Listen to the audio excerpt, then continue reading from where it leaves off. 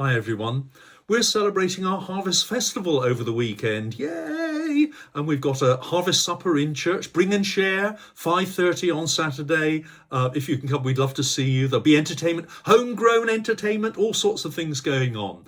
And then we overflow onto the Sunday, 8 o'clock, 9:45, 11:15, family informal worship, and then choral evensong at 6 o'clock. So a full day of praise to thank God for the wonders of nature and of the glorious world we live in.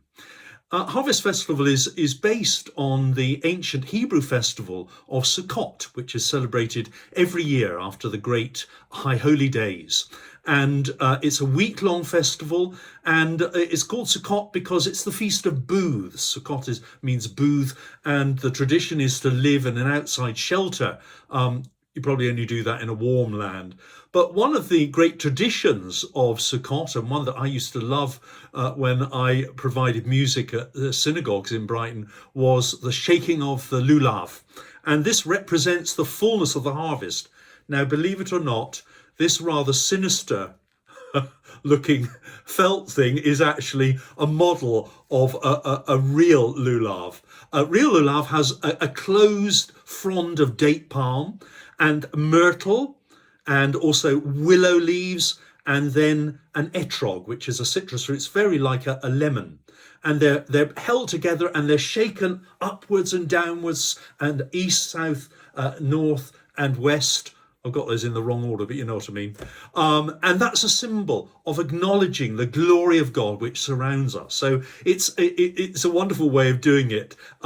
And actually, the etrog has a wonderful smell to it, but very difficult to get in this country. But anyway, so the lulav is something that is still used every year by Jewish people within their worship to celebrate the ingathering of the harvest, if you like, the last of the great harvest festivals that they celebrate, because they have several throughout the year, but this is the ingathering, which it is for us, of course.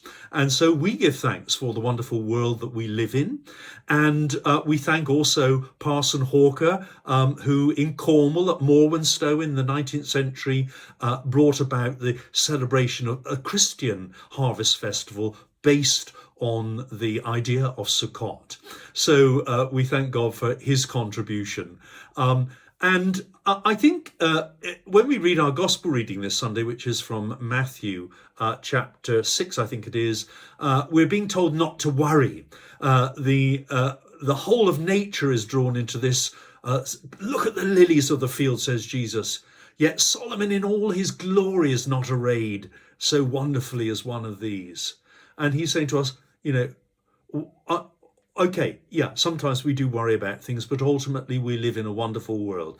Our job here and now is to protect it and to cherish it, to rejoice in the wonders of the harvest, but to care most particularly for the world and for nature.